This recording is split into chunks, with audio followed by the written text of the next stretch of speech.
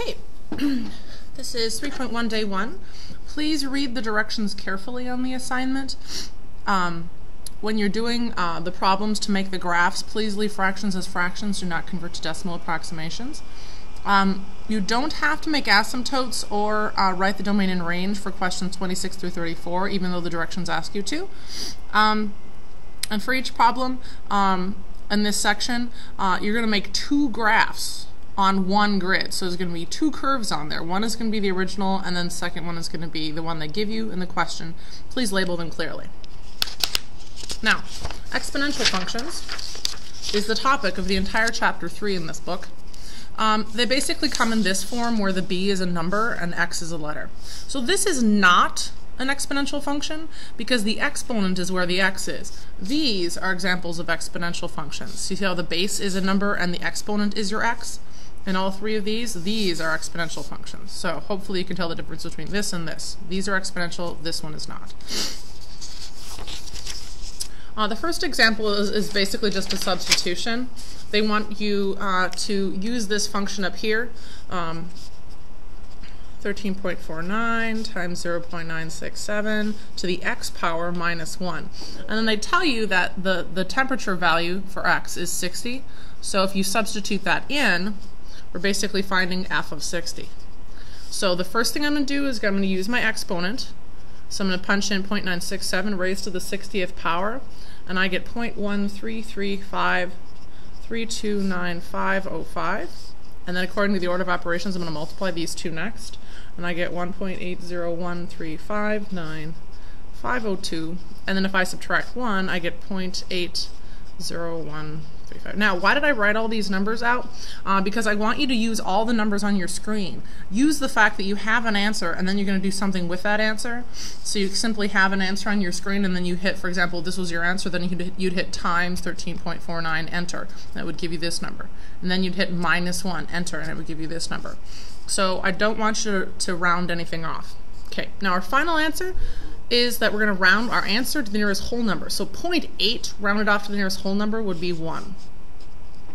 This question involves these O-rings that are part of the space shuttle, and the temperature of them is very important because if they have to change temperature very quickly, they break, and then that's why our space shuttles can be seriously damaged. Anyway, one of these rings could be broken if the temperature is 60 degrees. Okay. Now, here's an example of the type of graph that you're going to see when you have an exponential function. It's kind of like a backwards L shape. I like to call this little section down here the tail. Okay, now the tail never crosses the x-axis. So basically there is indeed an asymptote. The x-axis is an asymptote with the basic version of these graphs. Now, is there a vertical asymptote? No, that's actually a misconception. Some people think that because this line goes up so steeply that there's got to be some sort of asymptote here, but there is none. There is not a vertical asymptote. This is kind of like the right side of a parabola that kind of keeps getting wider and wider as it goes up. Now, we're going to make a couple graphs. Here's the first one.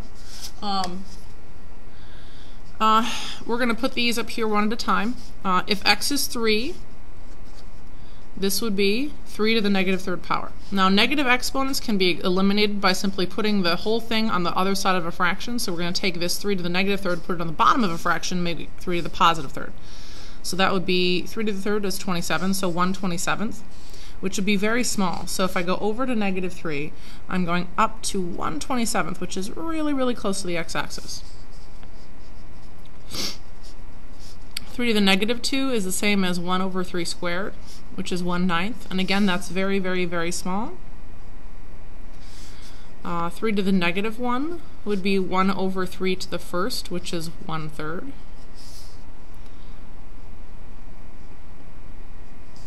3 to the 0 power, anything raised to the 0 power is 1.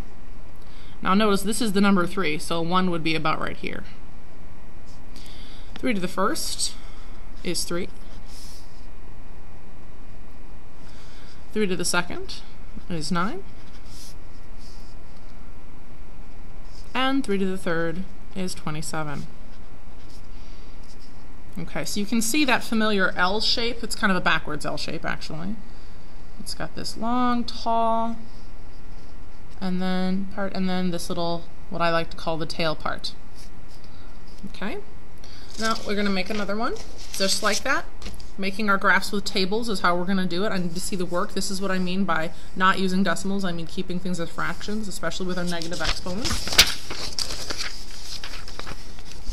So the graph of f of x equals 1/3 to the x power. All right, so 1/3 raised to the -2 power. Well, if I reciprocate this, it becomes 3/1, and then my -2 becomes +2. So that's basically just 3 squared, which is 9.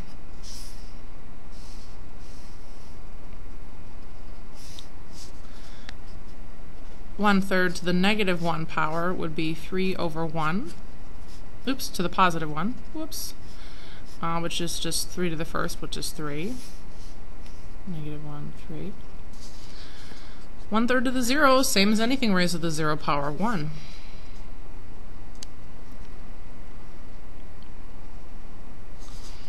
One-third to the first power is just 1/3. And 1/3 squared would be 1 squared over 3 squared, which is 1/9.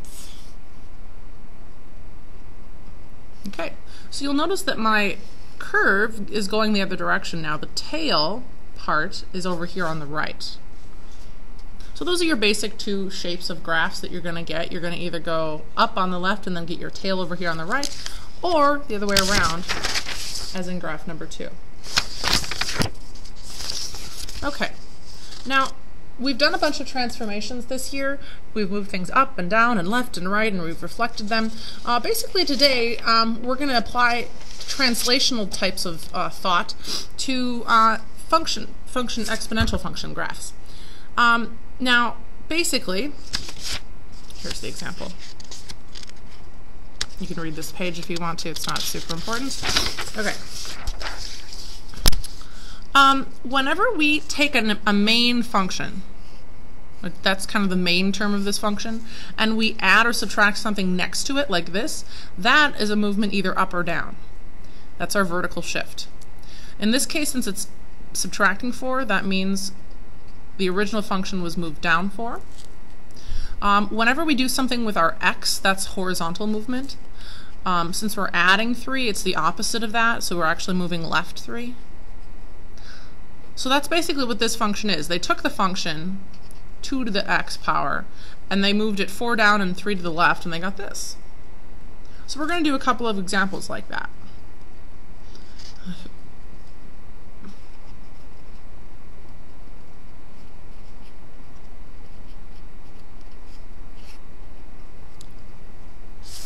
Okay. So we're going to start with our beginning function of 3 to the x power, which we already did. So I'm just going to recapture those values.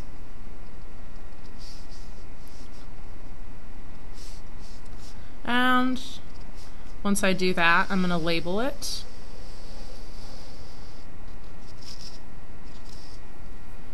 This is f of x. And then what this is right here is we're taking x and we're subtracting 1. Okay, whenever we do something only to the x, adding or subtracting, that's a horizontal movement. Since we're subtracting 1, we're going right 1. So all these little points, I'm simply going to move them 1 to the right. Okay.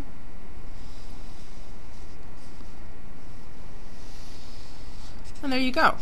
Notice I have two graphs on the same grid. Here's the original function f of x, and here's the final function g of x. Please make sure you label them. Alright, doesn't look like I've got time for the second one, so the last one, so I'm just going to show that to you. Here's my last graph. Notice I've labeled them both, and there you go.